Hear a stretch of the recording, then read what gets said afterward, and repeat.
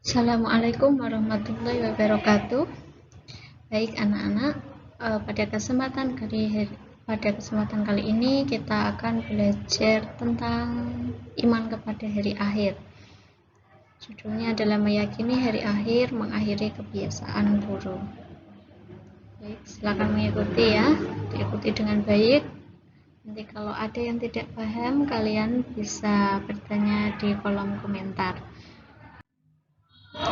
Tujuan dari pembelajaran pada hari ini adalah kalian dapat mengerti apa itu iman kepada hari akhir, kemudian menunjukkan dalilnya, menyebutkan macam-macamnya, dapat menjelaskan contohnya, kemudian menjelaskan proses kejadian kiamat kubro nanti, menjelaskan kehidupan yang dialami manusia setelah hari kiamat apa saja, kemudian dapat menunjukkan perilaku beriman kepada hari akhir, dan yang terakhir adalah perilaku mawas diri sebagai implementasi dari pemahaman iman kepada hari akhir.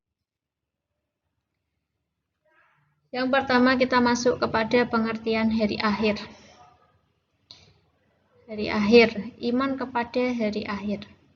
Berarti iman itu artinya kita percaya sepenuh hati. Tapi beriman kepada hari akhir artinya adalah kita beriman kepada hari kiamat nantinya. Nah, iman kepada hari akhir itu maksudnya adalah meyakini bahwa seluruh alam termasuk dunia seisinya akan mengalami kehancuran. Jadi nanti di hari akhir itu seluruh alam seisinya ini akan mengalami kehancuran. Nah, ditandai dengan ditiupnya trompet malaikat Israfil. Jadi nanti malaikat Israfil meniup sangkakala atau trompetnya yang pertama kali, maka hancurlah alam seisinya. Kemudian malaikat Israfil meniup sangkakala yang kedua kali, dibangkitkanlah semua dari kuburnya itu, dibangkitkan kembali. Jadi yang tadinya hancur semuanya, kemudian yang mati itu dibangkitkan kembali pada tiupan trompet yang kedua. Ini sebagaimana firman Allah Subhanahu wa taala dalam Quran surat Al-Hajj ayat 7, wa anna sa'ata atiyatan la raibba fiha wa annallaha yab'atsu man fil qubur. Dan sesungguhnya di hari kiamat itu nanti pasti datang, tidak ada keraguan padanya, dan sungguh Allah akan membangkitkan siapapun di dalam kubur. Selanjutnya tentang pengelompokan kiamat. Kiamat dibagi menjadi dua. Yang pertama yaitu kiamat sugro, yang kedua adalah kiamat kubro. Kiamat sugro itu kematian yang menimpa sebagian umat manusia. Jadi siapapun yang mengalami kematian artinya dia sudah mengalami kiamatnya sendiri atau disebut dengan kiamat sugro. Itu misalnya ada kematian, sakit, kecelakaan, musibah, tsunami, banjir, tanah longsor, dan sebagainya. Dan yang kedua adalah kiamat kubro. Kiamat kubro terjadinya kehancuran seluruh alam semesta. Itu adalah kiamat kubro. Kiamat kubro ini akan dialami oleh seluruh makhluk hidup di jagat raya tanpa kecuali, bahkan sampai semut. Terus apalagi yang paling terkecil itu semuanya mati, virus semuanya mati. Nah, kejadian ini tuh nanti akan sangat mencekam di kiamat kubro itu nanti. Jadi gunung-gunung itu berterbangan, manusia linglung ke sana kemari, mereka kebingungan karena alam sudah mengalami kehancuran. Nah, kehidupan manusia nanti ketika sudah terjadi kiamat maka akan berubah atau akan memasuki alam baru, namanya alam akhirat. Itulah yang kekal, tidak akan hancur seperti yang ada di dunia ini. Selanjutnya gambaran kiamat kubro. Kiamat kubro itu seperti apa sih gambarannya? Sebagaimana Quran surat Al-Qari'ah ayat 4-5 ini. Pada hari itu manusia seperti laron yang berterbangan. Kalian bayangkan laron yang berterbangan itu seperti apa? Betapa kebingungannya mereka, linglungnya mereka, kesana kemari, mondar-mandir. Nah, mereka itu nanti akan seperti laron yang berterbangan seperti ini. Dan gunung-gunung itu seperti bulu yang dihambur-hamburkan. Kalian misalnya ketika ada bulu angsa atau bulu ayam katakanlah, itu dihambur-hamburkan, coba bayangkan seperti apa. Itu gunungnya sebesar itu seperti bulu yang dihambur-hamburkan. Kiamat tuh nanti seperti itu gambarannya. Kemudian iza zulzilatil ardu zilzalaha, apabila bumi diguncangkan dengan guncangan yang sangat dahsyat. Jadi nanti bumi itu diguncangkan dengan guncangan yang sangat dahsyat. Seperti ada apa ini namanya, seperti kalau ada gempa, jadi itu gempanya sangat dahsyat sekali. Jadi seluruh bumi hancur.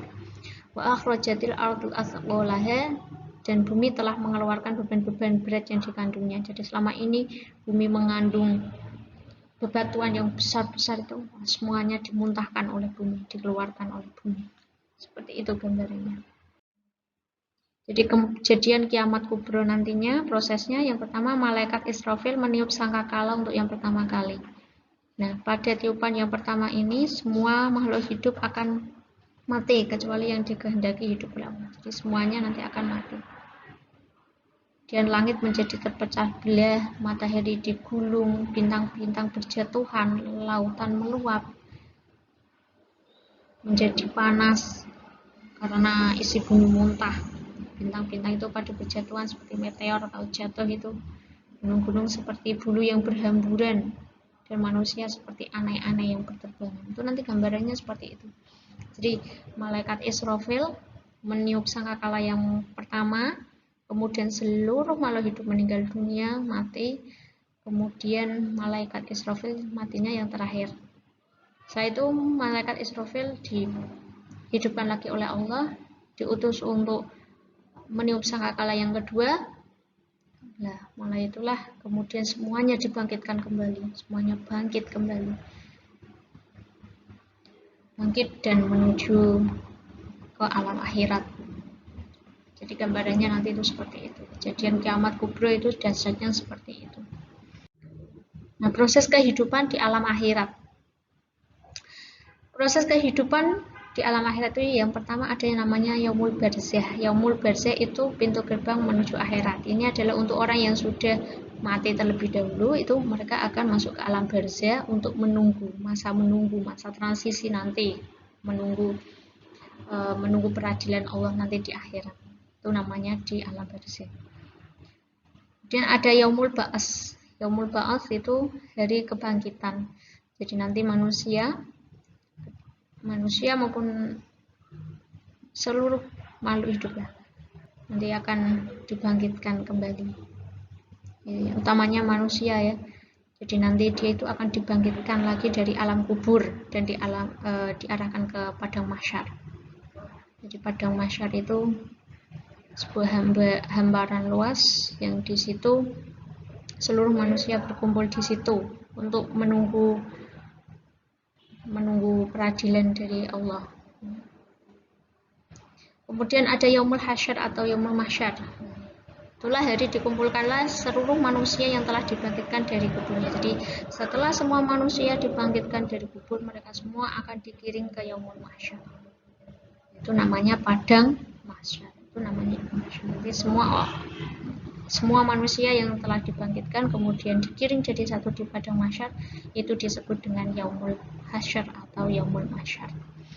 Dan yang terakhir ada yang disebut dengan yaumul mizan, proses kehidupan yang terakhir itu ya, yaumul mizan dan yaumul hisab. Yaumul mizan artinya timbangan, jadi seluruh amal baik maupun buruk manusia itu ditimbang, mereka akan mendapatkan keadilan dan mendapatkan balasannya masing-masing selama hidup di dunia seperti apa.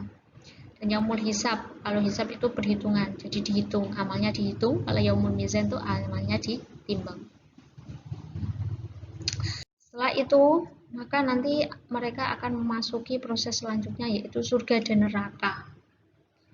Yang amal baiknya lebih banyak maka mereka ditaruh di surga, yang amal buruknya lebih banyak maka mereka dibawa ke neraka dulu. Siapapun yang pernah melakukan maksiat berarti ngincipi neraka dulu, dia mencicipi rasanya neraka seperti apa.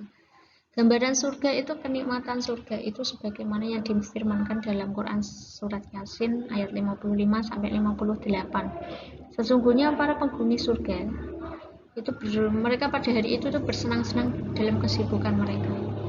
Mereka dan pasangannya berada tempat yang teduh, bersandar di atas dipan-dipan. Di surga itu mereka memperoleh buah-buahan dan memperoleh apa saja yang mereka inginkan. Kepada mereka dikatakan salam sebagai ucapan selamat dari Tuhan yang Maha Penyayang.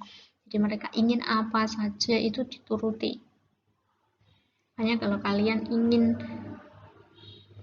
segala keinginan kalian terturuti, maka kalian harus berbuat baik di dunia agar kelak ketika di surga segala keinginan itu dapat terturuti. Tidak ada yang tidak dituruti. Itulah surga. Kalau neraka, penghuni neraka itu akan mengalami susah payah. Mereka makan minumnya itu jadi hal-hal yang menjijikkan, timah panas seperti itu, darah, nanah seperti itu. Dan makanan mereka juga dari pohon-pohon yang berduri. Bisa dibayangkan, kalian makan, yang dimakan adalah pohon yang berduri. Waduh,